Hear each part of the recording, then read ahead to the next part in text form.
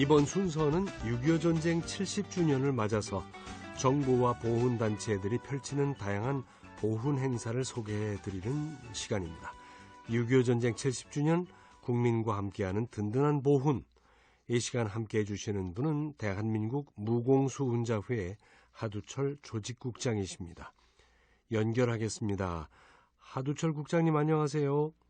예, 안녕하십니까. 네, 국가보훈처가 지난주에 10월에 독립운동가와 6.25 전쟁 영웅을 선정해서 발표했지요? 예, 그렇습니다. 국가보훈처는 청산리 전투에 참여하는 등 민족 독립운동에 앞장섰던 박영희 선생을 2020년도 10월의 독립운동가로 선정했고요. 네. 또 6.25 전쟁 당시 죽음을 무릅쓰고 시민들의 안전을 지키다가 전사한 박양규 순경을 10월의 6.25 전쟁 영웅으로 선정했다고 발표했습니다. 네. 이달의 독립운동가로 선정된 박영희 선생은 충남 부여 출신으로 1913년 휘문의숙에서 신문학을 배우던 중에 은사인 이세영 선생을 따라 만주로 망명한 뒤 신흥무관학교에 입교해서 군사 지식을 배웠고 졸업과 동시에 교관으로 임명되어 독립군 양성에 힘썼습니다. 네. 1920년에는 사관연성소 학도단장과 또 김자진 장군 부관으로 일하면서 독립전쟁의 영웅들을 배출하는 한편 청산리 전투에 직접 참전해서 전투를 승리로 이끈 숨은 주역이기도 합니다. 아, 네. 그 말씀하신 북로군정서는 우리 독립군 부대 이름인데 어떤 활약을 펼친 부대였는지요? 예, 북로군정서는 지금의 사관학교에 해당하는 사관연성소 출신으로 이루어진 만주 독립군 부대 가운데 가장 훈련이 잘된 정예부대였습니다. 아, 네. 독립군 토벌을 목적으로 간도로 출병했던 일본군을 만주 길림성 화룡현 청산리 지역에서 1920년 10월 21일부터 26일까지 10여 차례 전투 끝에 대패했던 청산리 대첩의 주력부대가 바로 김좌진, 이범석 장군이 이끌었던 북로군 정서였습니다. 네.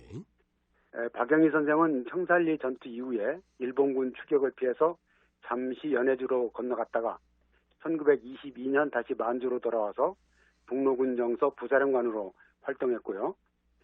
1925년 김자진 장군 등을 중심으로 만주에서 조직했던 대한민국 임시정부 직할부대인 신민부라는 독립단체에서 보안사령관을 맡아 총사령관 김자진 장군을 최측근에서 보좌했는가 하면 또 성동사관학교 교관으로서 신민부의 독립군 간부 양성에 힘쓰기도 했습니다. 네. 선생은 1926년 김자진 장군의 밀명을 받고 항일운동 군자금 협조를 위해서 블라디보스톡에 파견돼 활동하던 중에 1927년 구소련 첩보기관에 체포되었다가 1930년 연해주 고르지게에서 순국하셨는데요. 네. 정부에서는 선생의 공훈을 기려서 1977년 건국훈장 독립장을 추서했습니다. 아, 그렇군요. 이달에 6.25 전쟁 영웅으로 선정되신 박양규 순경은 어떤 분이십니까? 1924년 2월 15일에 태어난 박양규 순경은 전라남도 나주경찰서에서 순경으로 근무하던 중에 6.25 전쟁이 발발하자 네. 나주 지역 방어를 위한 유수대로 활동을 했는데요.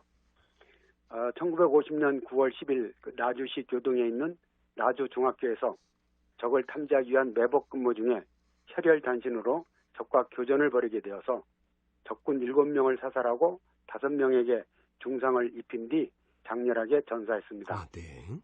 국가보훈처는 박양규 순경의 호국정신을 널리 알리기 위해서 지난 2016년 4월에 나주시 역사공원 안에 있는 박양규공 충원비를 국가현충시설로 지정해 관리하고 있고요.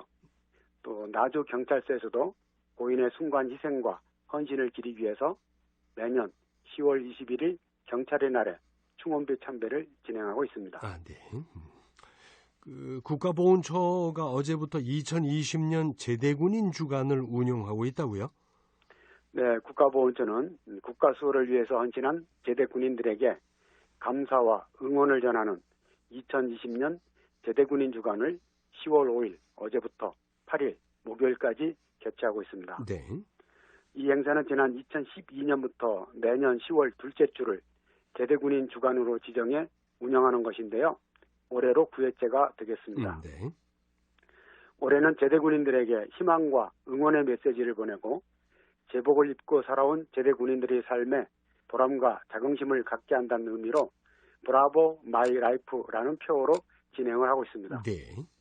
특히 올해는 코로나19 상황을 고려해서 온라인 매체 등을 활용한 비대면 형식으로 진행을 하고 있습니다. 그러면 비대면 방식으로 프로그램이 진행된다고 하셨는데 구체적으로 어떤 프로그램들이 운영되고 있습니까? 먼저 첫날인 5일부터 마지막 날까지 계속되는 프로그램으로는 네. 제대 후 사회 적응에 성공한 모범적인 제대 군인들을 소개하는 아무씨 일복 터졌네라는 프로그램하고 네.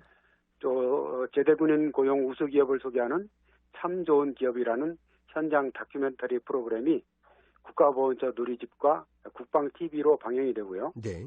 또 구인 기업과 구직을 희망하는 제대 군인을 직접 연결하는 온라인 취업 박람회도 행사 기간 중 제대군인 지원센터 누리집을 통해서 진행이 됩니다. 네.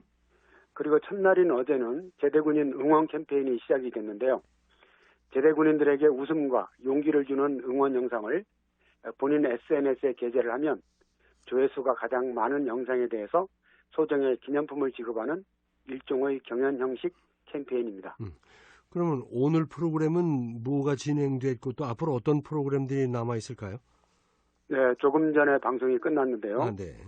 오후 4시 20분부터 5시 10분까지 국민방송 KTV를 통해서 제대군인 취창업 성공수기 공모 당선자와 또 고용 우수기업 대표, 구직 희망자들이 한자리에 모여서 취창업 성공 비법과 생생한 취창업 후기, 또 궁금증 등에 대해서 진솔하게 대화를 나눈 취창업 상담 멘토링 토크 콘서트가 방영이 됐습니다. 네.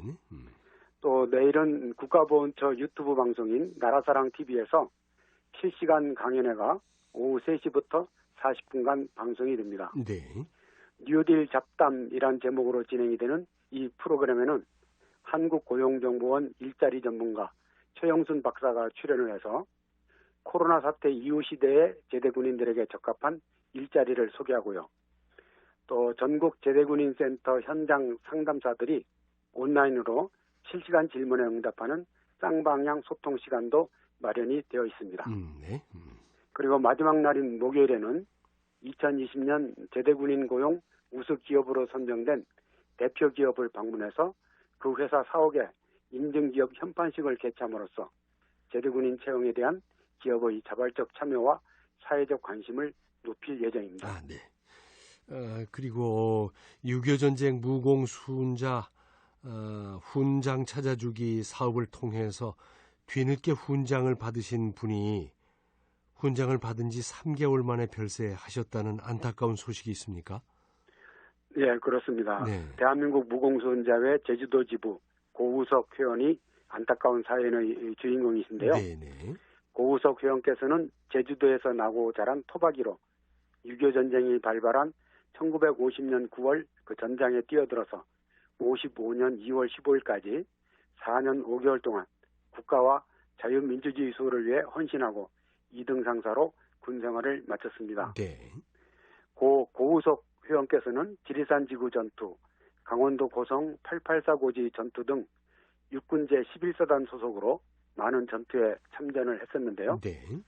특히 1951년 강원도 월비산 261 고지 전투에서는 분대장으로서 날아드는 적탄 속에서도 목숨을 걸고 고지를 사수하다가 부상을 입게 됐습니다. 네.